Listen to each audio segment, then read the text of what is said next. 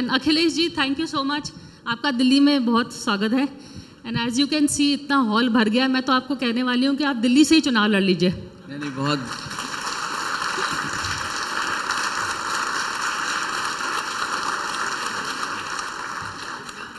मैं धन्यवाद देता हूँ आपका कि आपने मुझे बुलाया।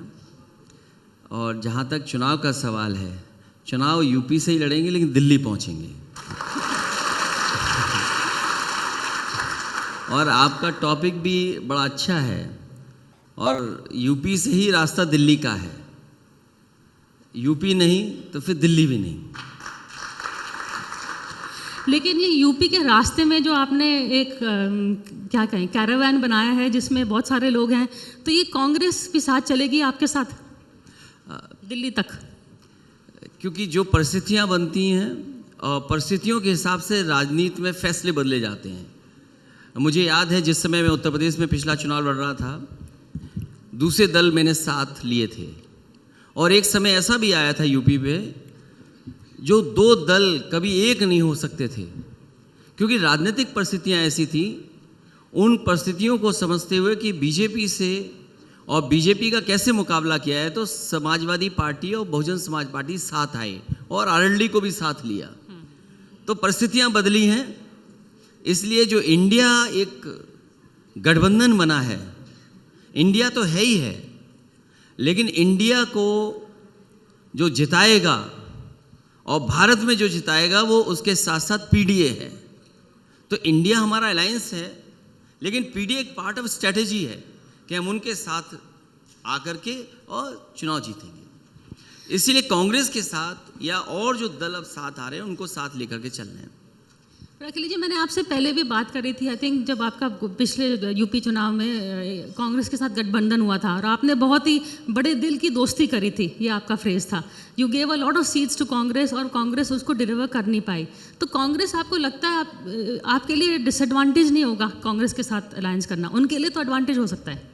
ठीक बात है, क्योंकि 2017 में मैंने ये सोचा था कि कांग्रेस से अलायंस होगा तो यूपी में परिणाम दूसरे होंगे। कांग्रेस ने सीटें जो मांगी, मैंने कई बार रोका उनको कि इतनी सीटें आप क्यों मांग रहे हैं, लेकिन उसके बावजूद भी उन्होंने सीटें लीं। लेकिन जो रिज़ल्ट आना चाहिए था वो रिज़ल्ट उनके फेवर में नहीं आया। मैंने 100 से ज़्यादा उनको सीट दी, लेकिन जो रिज़ल्ट आया वो बहुत कम था उनके लिए। इसलिए 2017 में हम लोग नहीं जीत पाए। लेकिन लगातार जो अनुभव मिला है, उस अनुभव के साथ अगर मैंने बड़े दिल से दूसरे दलों के साथ अलायंस किया है, तो ये मौका और दलों के साथ भी है कि वो बड़े दिल से समाजवादी पार्टी के साथ आएं और बीजेपी का मुकाबला उत्तर प्रदेश में करें। मेरे ख्याल में शायद इसी ऑफर के मजबूती पे कांग्रेस ने अब कह दिया है कि राहुल गांधी इस चुनाव में अमेठी से लड़ेंगे। क्या आपने कुछ उनको आश्वासन दिया है? देखिए, कांग्रेस से जब बातचीत होगी सीटों को लेकर के, नेताजी के समय से और समाजवादी पार्टी ने ये पॉलिटिकल शिष्टाचार हमेशा माना है कि उनकी जो ट्रेडिशनल सीटें हैं उनको हमेशा नेताजी ने भी छोड़ के रखा था। तो आने वाले समय में अगर वो इस तरह की बात करेंगे कि इन सीटों पे वो लड़ना चाहते हैं, तो समाजवादी पार्टी एक बार को विचार करेगी। पर अभी इंडिया की बैठक होने वाली है, सब कहते हैं कि मेन प्रॉब्लम इसी पे आएगा। विचारधारा के बारे में तो मैं बाद में करूंगी, पर सीटों पे कांग्रेस भी कहती है कि हमारा कोई प्रॉब्लम है तो वेस्ट बंगाल में होगा, यूपी में वी आर नॉट श्योर, पर अभी तक बोल नहीं रहे हैं। लेकिन अंदर अंदर जैसे कि आपका और प्रियंका गांधी के साथ भी हुआ था, मुझे याद है आजमगढ़ में जब Priyanka Gandhi was the UP incharge, posters लगे थे तो Akhilesh Yadav is missing. BJP को अटैक नहीं कर रहे थे, वो आप ही को कर रहे थे। इनसिक्योरिटी उनकी आपसे है। बहुत बुराइयां रही होंगी कांग्रेस में, लेकिन अभी एक बहुत बुरी पार्टी से चुनाव लड़ना है। तो एक समय था बुराई का, क्योंकि किसी पॉलिटिकल पार्टी को किसी नेता के बारे में ये पर्सनल ये काम नहीं करना चाहिए था। लेकिन क्योंकि आजकल होता क्या है कि इवेंट मैनेजर्स होते हैं आजकल, तो जो इवेंट मैनेजर्स हायर किए जाते हैं वो कभी कभी लीडर्स को गलत रास्ते पे ले जाते हैं। सोचिए, कांग्रेस बीजेपी ने कभी ये नारा दिया था अच्छे दिन का, क्या वही इवेंट मैनेजर आज कह सकता है कि अच्छे नारे और अच्छे दिनों पे हम चुनाव लड़ लेंगे? तो वो परिस्थितियां थी उनकी लगता किसी ने उन्हें सुझाव दिया होगा, इसलिए मेरे खिलाफ पोस्टर लगे थे। और कांग्रेस को भी उसका इतिहास देखोगे तो पोस्टर, बहुत पुराने पोस्टर लगाते रहे हैं वो लोग। ये वही इवेंट मैनेजर है ना जो अब शायद बीजेपी में जाने वाला है। अब ये मैं नहीं कह सकता हूँ कि किस की वजह से, किसके कहने से ये किया गया था, क्योंकि लड़ाई बड़ी है, इसलिए पीछे मुड़ के उन चीज़ों के बारे में सोचना गलत होगा। चलिए आगे देखते हैं। क्या आपसे तो मैं टमाटर के भाव कर सवाल कर सकती हूँ ना? नहीं, बिल्कुल। हमारे साथी तो टमाटर के आंदोलन में जेल चले गए थे, वो तो केवल बात जेल की हुई थी, याद दिलाया गया था। हमारे एक साथी ने केवल इस बात का विरोध किया प्रधानमंत्री के क्षेत्र में कि टमाटर महंगे बिक रहे हैं। सरकार ने उसमें मुकदमे दर्ज कर दिए और दुकानदार के पिता को और बेटे को, दोनों को जेल भेज दिया। सोचिए आज लोकतंत्र कहाँ पहुँच गया। अगर हम ये बात कहें कि बाजार में टमाटर महंगा बिक रहा है, तो सोचिए जो IAS हैं, IPS हैं, वो सब भूल जाते हैं अपनी जिम्मेदारी, अपनी शपथ, और उन्हें किस लिए DM और SP या पुलिस कमिश्नर बनाया गया है। वो एक गरीब आदमी को जेल भेज रहे हैं केवल अपने ऊपर वाले बैठे लोगों को खुश करने के लिए। उससे क्या खुशी मिली होगी उन्हें? शायद उन अधिकारियों ने इस फैसले से उन्हीं के दल का नुकसान किया होगा। आगे ये जो चुनाव अभी जो आगे लड़ा जाएगा, तो क्या मुद्दे होंगे? क्योंकि ये बीजेपी हमेशा कहती है वी हैव एन इशू, चाहे हिंदुत्व का इशू होए, चाहे प्राइम मिनिस्टर मोदी का चेहरा होए। आपके पास चेहरा भी नहीं है और एक उस तरह का बाइंडिंग मुद्दा भी नहीं है। देखिए, बीजेपी के पास, जहाँ से मैं आता हूँ यूपी में, कोई बड़ा ऐसा फैसला नहीं किया जिसको कह करके वोट मांग सकें, लेकिन वो धर्म का कॉकटेल लेकर के आएंगे, रिलीजियस एज पे चुनाव लड़ेंगे। वो जो चंद्रायन है इसका भी लेकर के वो प्रचार करेंगे कि उन्हीं की वजह से ये सब कुछ हुआ है। लेकिन सवाल वो तो है, लेकिन जब हम पीछे मुड़ के देखते हैं कि यूपी में कितनी आबादी को आप खाना बांट रहे हैं। आप, हमारे मुख्यमंत्री जी कहते हैं कि 100 में केवल 4 बेरोजगार हैं। कौन मानेगा उनकी बात? अभी 33 करोड़ का MOU किया उन्होंने। एक इवेंट नहीं, 2 इवेंट किए उन्होंने, इन्वेस्टमेंट मीट, जिसमें प्रधानमंत्री आए, राष्ट्रपति आए, देश के सब उद्योगपति आए। अगर आपने इतना बड़ा आयोजन किया हो और जनता को भरोसा दिलाया हो कि आपके स्टेट में इन्वेस्टमेंट आएगा, लेकिन कहाँ है इन्वेस्टमेंट? डिफेंस एक्सपो किया उन्होंने, कहा कि हम मिसाइल्स बनाएंगे, यहाँ पर एयरक्राफ्ट्स बनेंगे, तो लोगों को आप कितनी बार गुमराह कर सकते हैं? अंतोगत्वा जनता समझती है इन बातों को। इसलिए यही सवाल हैं जिनका जवाब भारतीय जनता पार्टी के पास नहीं है। डेवलपमेंट में आपने बहुत कुछ किया है। आई रिमेंबर हमारी एक कॉन्वर्सेशन भी हो रही थी जब आपने प्रचार किया था, जब आप चीफ मिनिस्टर से, तो आपने अपने डेवलपमेंट के प्रोजेक्ट दिखाए, मेट्रो दिखाया, रिवर फ्रंट प्रोजेक्ट दिखाया, एक्सप्रेसवे दिखाया। दूसरी तरफ बीजेपी का जो उधर का प्रचार हो रहा था मोर ऑन रिलीजन लाइंस। तो आपको लगता है कि आपका स्ट्रैटेजी गलत थी? मुझे खुशी है इस बात की कि जब देश के प्रधानमंत्री हरकुलस हवाई जहाज से उतरे थे तो वो समाजवादियों की डिजाइन सड़क थी जिसके पर उतरे थे। और आज भी कम समय पर एक्सप्रेसवे बनाना या स्टेट को सबसे बेहतर डिजाइंड एक्सप्रेसवेज किसी ने दिए तो समाजवादी पार्टी ने दिए हैं। केवल यही नहीं, मुझे याद है कि पुलिस का रिस्पांस सिस्टम जो हम लोगों ने बनाया था, उस समय सरकार के साथ मैंने प्रोफेसर वेंकट को रखा और किस तरीके से न्यूयॉर्क पुलिस वहाँ की रिस्पांस देती है, उनका हेड ऑफिस कैसे काम करता है, कंट्रोल रूम कैसे काम करता है, वहाँ हमारे IPS और वरिष्ठ अधिकारी गए, देख करके आए, समझ करके आए, और हमने अपनी परिस्थितियों को समझा कि यूपी में हमें किस चीज़ की ज़रूरत है। उसके बाद डायल 100 दिया।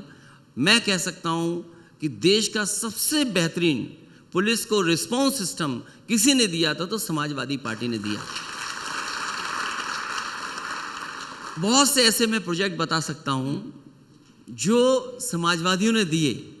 ये सही है कि चुनाव हम नहीं जीत पाए क्योंकि समाजवादी लोग समझा रहे थे, बीजेपी के लोग जनता को बहका रहे थे। अभी हमारे मुख्यमंत्री जी ने सदन में कहा कि एक ही जाति के 46 में 56 को नौकरी दे दी हमने। मैंने मुख्यमंत्री जी से कहा कि सदन में मुझे बताओ वो लिस्ट कहाँ है जहाँ पर 46 में 56 हमने किसी को नौकरी दी हो। आज तक लिस्ट नहीं मिली। और फिर जो लोग सपना दिखा रहे हैं इन्वेस्टमेंट मीट के, इतने बड़े बड़े सपने, सोचिए हर दिन यूपी में किसी न किसी गरीब की जान जा रही है, जो सड़कों पे जानवर घूम रहे हैं। हो सकता है ये मुद्दा उनके लिए ना हो, लेकिन एक किसान अगर अपनी खेती देखने गया, पता लगा उसको जानवर ने मार दिया, सींग से उठा के फेंक दिया। कोई बच्चा स्कूल जा रहा है, उसको सींग से उठा करके फेंक दिया। मुख्यमंत्री जी का खुद स्टाफ जो उनके ऑफिस में काम करता था, वो जानवरों से टकराई गाड़ी, उनकी जान चली गई। आज हर दिन पिछले कई वर्षों से यूपी में एक व्यक्ति की जान जा रही है, उसके लिए हजारों करोड़ रुपए खर्च कर रहे। और देश के प्रधानमंत्री जी ने कहा था कि ये सड़कों पे जानवर नहीं होंगे। आज देखिए उत्तर प्रदेश में किसी कोने में चले जाएं, आप वाराणसी से लखनऊ आ जाएं, आप लखनऊ से गोरखपुर चले जाएं, सोचिए कितना भरा पड़ा है हाईवे जानवरों से। तो ये तमाम वो सवाल, बुनियादी सवाल हैं जिसका जवाब सरकार को देना पड़ेगा। और किसान की आय, आप लाल किले से कह रहे हैं कि हम किसानों की आय दोगुनी कर देंगे। मुझे बताइए, आपने किस किसान की, किस फसल की आय दोगुनी कर दी?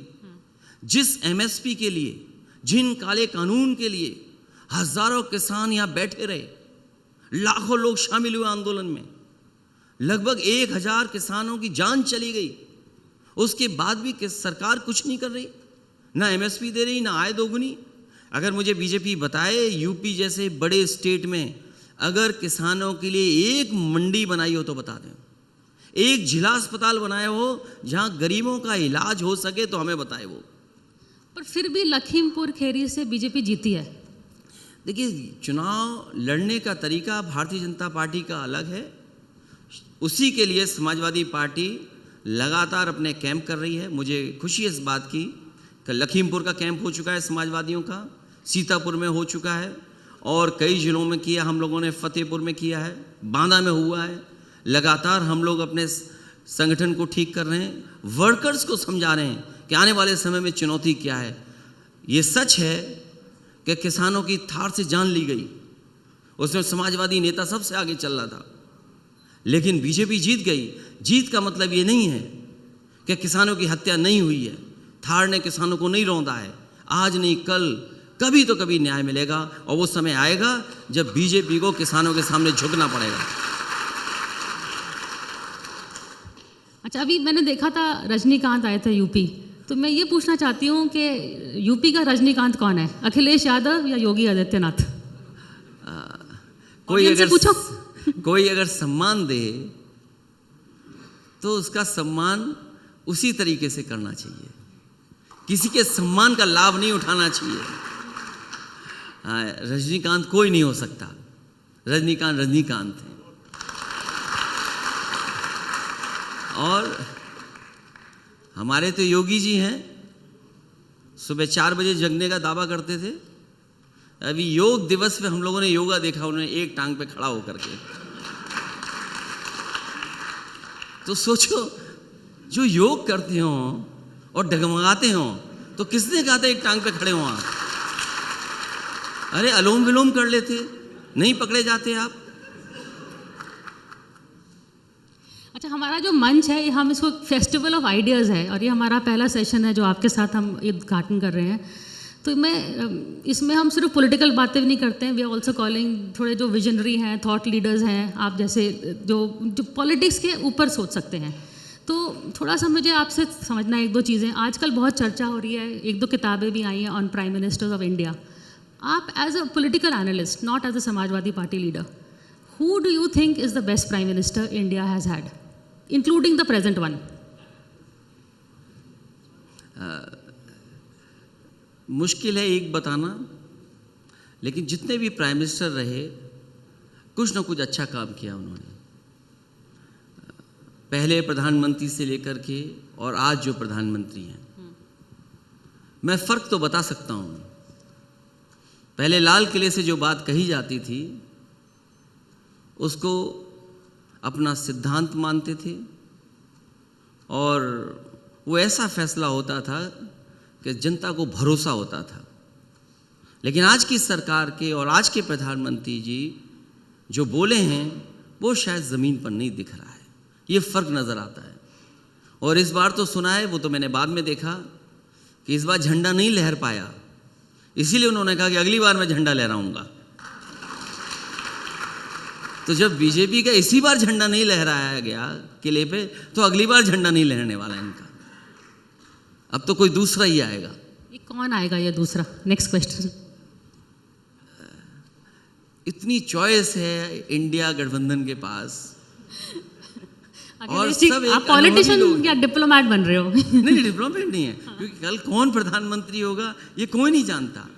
एक समय देश में आया था जब अलायंस के प्रधानमंत्री बने तो कोई बना प्रधानमंत्री, तो जो आने वाले समय में कौन बनेगा प्रधानमंत्री, तो ये कोई भी बन सकता है। और इंडिया के पास तो चॉइस है। आपको यंग चाहिए तो यंग है, आपको महिला चाहिए कोई अच्छे जिसका बैकग्राउंड हो रहा हो, जिसने काम बहुत किया हो, वो हमारे पास है। आपका धर्म का चाहिए तो वो हमारे पास है, जाति का चाहिए तो हमारे पास है। तो हम पे तो इतनी चॉइस है। अरे बीजेपी पे क्या चॉइस है? बीजेपी पे कोई चॉइस नहीं है। अगर चॉइस है तो वो जो डबल इंजन है हमारे, वो टकरा रहे हैं, एक दूसरे से टक्कर मार रहे हैं। आधी टक्कर तो यूपी में हो रही है, तीसरा इंजन भी तो आ रहा है यूपी वाला। देखिए, इंजन अगर इंजन है ठीक है, लेकिन मुश्किल बीजेपी में ये है कि जो डब्बे थे वो इंजन अपने आप को समझ रहे हैं। अच्छा, आपने कहा आपकी चॉइस है, आपने कहा यंग भी है ना। यंग में मैं जो गिन रही थी, एक तो हैं आप अखिलेश यादव, दूसरे हैं राहुल गांधी, तीसरे हैं अरविंद केजरीवाल। इनफैक्ट मैं थोड़ी अपनी पब्लिसिटी कर दूं, मैंने एक बुक भी लिखी थी इन तीनों के ऊपर, लीडर्स ऑफ टुमारो, जहां अखिलेश यादव फर्स्ट चैप्टर में थे और अभी भी यहाँ बैठे हैं। तो अखिलेश जी, आप तीनों में से who has the best chances? UP आपके पास है, सबसे बड़ा स्टेट। हालांकि यूपी की भूमिका बड़ी है। बीजेपी की दोनों सरकारें यूपी की वजह से बनी। अगर यूपी को हम माइनस कर दें तो बीजेपी सरकार नहीं बना पा रही। अपनी अकेली इकलौती सरकार नहीं बना सकती पार्टी। कौन बनेगा इस पे कोई फैसला नहीं। कोई यंग भी हो सकता है, कोई महिला भी हो सकती है, कोई किसी से भी, जो अलायंस में इतने हमारे लोग साथी हैं, कोई भी हो सकता है। वाराणसी से प्रियंका गांधी भी लड़ना चाह रही हैं। देखिए, ये उनकी पार्टी का फैसला है, वो क्या करना चाहते हैं। अभी ये इंडिया गठबंधन का फैसला नहीं है। इंडिया गठबंधन का क्या फैसला है कि गांधी परिवार नहीं लड़ेगा या कोई नहीं लड़ेगा? अभी उस स्टेज पर हम लोग नहीं आए हैं कि जिस पे हम ये सीटों को लेकर के बात करें। लेकिन सीटों का बंटवारे में मैंने पहले भी कहा कि समाजवादी लोगों ने हमेशा बड़े दिल से फैसले लिए हैं, लोगों को एकोमोडेट किया, अपने साथ लेकर के आए हैं। तो आने वाले समय में इन चीज़ों का कोई फर्क नहीं पड़ेगा गठबंधन पर। अच्छा, एक और सवाल पूछे, मैंने पूछा who is the best prime minister. Not tell me who is the best prime minister that India never had, जिनको मौका मिला था लेकिन उनको नहीं बन पाए। ये इन बातों का कोई जवाब नहीं मेरे पास। पॉलिटिकल हैट करिए ना थोड़ा। नहीं, इनका कोई जवाब मेरे पास नहीं है। हाँ, कोई अच्छा प्राइम मिनिस्टर बने जो देश को आगे ले जाए, किसान को आगे ले जाए। क्योंकि जब तक बुनियादी चीज़ें नहीं ठीक होंगी, आज हम दुनिया में कहीं भी खड़े हों, लेकिन जो हमारे आंकड़े जो बताते हैं, हमें जो दिखाई देता है, वो हम कहाँ खड़े हैं। आप बड़े बड़े इन्वेस्टमेंट, बड़े बड़े सपने दिखा रहे हैं, लेकिन क्या किसान को उसका लाभ मिल रहा है? आबादी जो है हमारी, जो गांव में रह रही है, या इतने बड़े पैमाने पे बेरोजगार नौजवान कहीं दिखेंगे आपको? इतनी महंगी पढ़ाई, हम इलाज नहीं दे पा रहे हैं। सोचिए आप, हर दिन लोगों को इलाज के अभाव में अपनी जान देनी पड़ रही है। इसलिए सवाल यह है कि हमारा देश कैसे आगे बढ़े। और फिर समाजवादी लोगों ने कम से कम यूपी में काम करके दिखाया, एक विजन दिया कि हाँ, काम ऐसे भी हो सकता है, कम समय में काम हो सकता है। अभी 1 जनवरी में अगले साल में राम मंदिर का भी उद्घाटन होगा, तो वी आर गोइंग टू सी कि फिर से ये बीजेपी इस तरह का नैरेटिव बनाने जा रही है। क्या अखिलेश यादव भी अयोध्या जाएंगे? देखिए, बीजेपी का कोई आज का मुद्दा नहीं है। ये बीजेपी का ये मुद्दा जाने कितना पुराना है। और हम जितने लोग हैं, इंक्लूडिंग मैं, हम किसी धर्म के खिलाफ नहीं हैं, न पूजा पाठ के खिलाफ हैं। हम अपने घर में पूजा करते हैं, हम मंदिर जाते हैं। लेकिन बीजेपी ज़बरदस्ती कहेगी कि यहाँ जाना है तो हम क्यों जाएं? अगर वो जबरदस्ती अपने मंदिर के लिए कर रहे हैं तो हमारे मंदिर पे भी आना आप। तो जहां तक अयोध्या का सवाल है, अयोध्या सबकी है, केवल बीजेपी की नहीं है। और फिर अगर हम सुप्रीम कोर्ट के फैसले के बाद मंदिर बन रहा है तो मंदिर सबका है।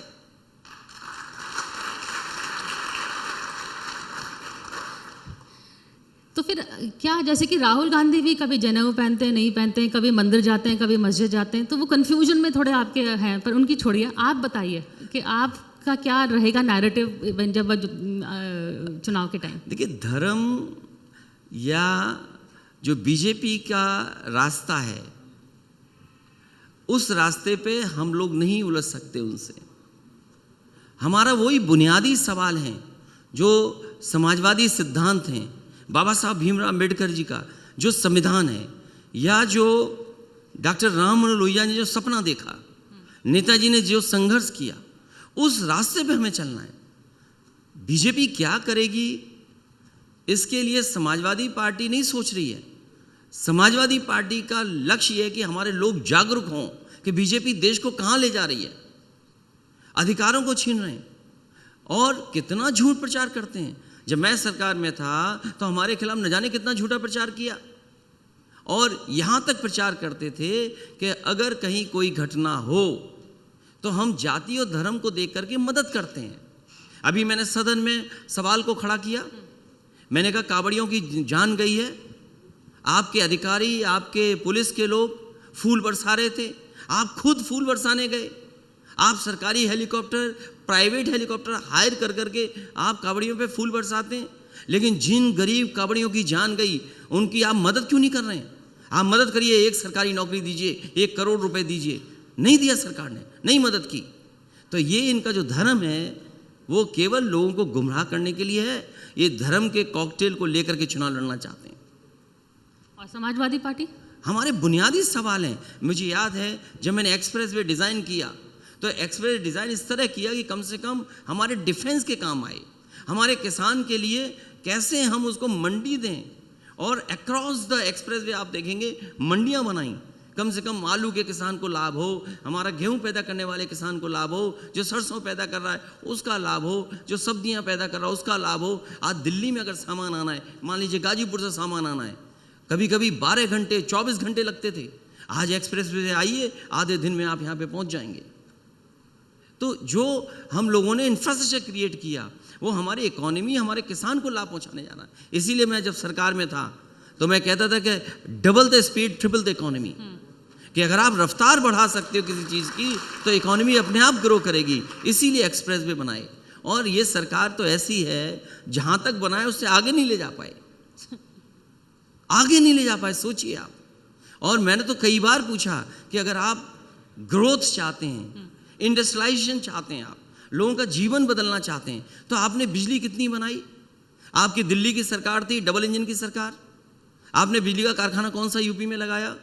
एक कारखाना बीजेपी ने नहीं लगाया यूपी में। जितनी कुछ बिजली यूपी में आज मिल रही है लोगों को, वो समाजवादियों की देन है, जिसकी वजह से बिजली उत्तर प्रदेश में मिल रही है। न केवल बनाना, ट्रांसमिशन और डिस्ट्रीब्यूशन में शायद आज़ादी के बाद इतना काम इकट्ठा किसी सरकार ने किया होगा तो समाजवादी सरकार ने किया है, और ये डेटा बताता है, आंकड़े बताता है, काम बताता है। आप now you are in assembly and आपने पार्लियामेंट में भी हैं और असेंबली में भी हैं, किस में आपको ज़्यादा मज़ा आता है? In the opposition, not as chief minister, वो तो चीफ मिनिस्टर का तो अलग मज़ा है। नहीं, देखिए, जब आप राजनीति में हैं तो आप दोनों तरफ रह करके जब काम करते हैं तो आपको सीखने को और जनता को बताने का मौका मिलता है। सरकार में थे तो जो काम किए वो आज मैं याद दिलाता हूँ इस सरकार को, और जो सरकार की नाकामी है उस पर सरकार को हम लोग घेरते हैं। मान लीजिए उत्तर प्रदेश की असेंबली में हम लोगों ने मणिपुर का सवाल उठाया, सरकार बोलती है मणिपुर का सवाल प्रदेश में क्यों उठ रहा है? मैंने कहा कि आप स्टार प्रचारक हैं, आप वोट मांगने तो जाते हैं, आप आज उनके दुख की घड़ी है, संकट की घड़ी है, तो आप क्या वहाँ नहीं जा सकते हैं? आप क्या आपकी नैतिक जिम्मेदारी नहीं बनती कि अगर आप स्टार प्रचारक हैं तो मणिपुर वाले मामले में जाएं आप? क्या कोई कल्पना कर सकता है कि किस तरीके से बेटियों की, महिलाओं के साथ जो व्यवहार हुआ, उनकी जो तस्वीरें आईं, वो बीजेपी को जरूर सजा मिलेगी। जो बीजेपी ये कहती थी कि आधी आबादी की वोट की वजह से हम सरकार में आए हैं। साइलेंट वोट था वो। ये इस बार महिलाएं बीजेपी को हराने का काम करेंगी।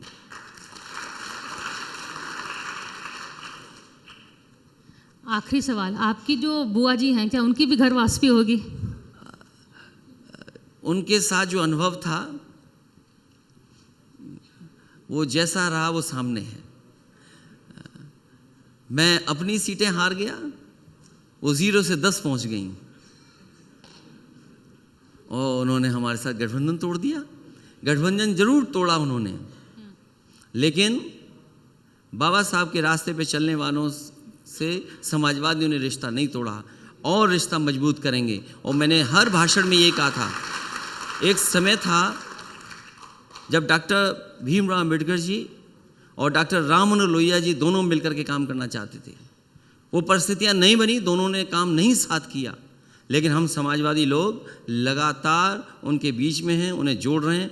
हमें उम्मीद है कि जब चुनाव आएगा 24 का, परिणाम दूसरे होंगे, परिणाम बीजेपी को हटाने के होंगे। Thank you so much. Thank you so much. Akhilesh Yadav ji, thank you so much. और मैं एज आई वाज सेइंग, आपको दिल्ली ज़्यादा आना चाहिए। You are getting such a good welcome over here, लेकिन शायद आप लखनऊ से ही दिल्ली आएंगे। नहीं, लखनऊ से दिल्ली आना अच्छा है। अखिलेश यादव ने पहले ही कहा कि हमारा जो टाइटल है वो शीर्षक है उनको पसंद आया, क्योंकि रोड टू 2024 का रास्ता जो है वो उत्तर प्रदेश से ही होके गुजरता है। तो बहुत बहुत शुक्रिया अखिलेश यादव जी आपका कि आप आज हमारे कार्यक्रम में आए। I like to request Nilima Dalmia Aadhar ji of Prabha Khaitan foundation to please come. एक छोटा सा भेंट वो आपको देना चाहेंगी to present a token of appreciation. Please जोरदार तालियों से अभिनंदन किया जाए अखिलेश यादव जी का। और अब मैं बुलाना चाहूंगा मंच पे संडे गार्डियन फाउंडेशन की डायरेक्टर डॉक्टर ऐश्वर्या पंडित शर्मा को। I also invite Rishabh Gulati, managing editor of News X on stage. I also invite Rana Yashwant ji, managing editor of India News on stage. Priya Sehgal ji, I request you also to stay on stage. ये खास भेंट है हमारा ITV network का आपके लिए। We'd like to present you for gracing us with your presence as keynote speaker for Festival of Ideas 2023। बहुत बहुत आभार आपका अखिलेश यादव जी।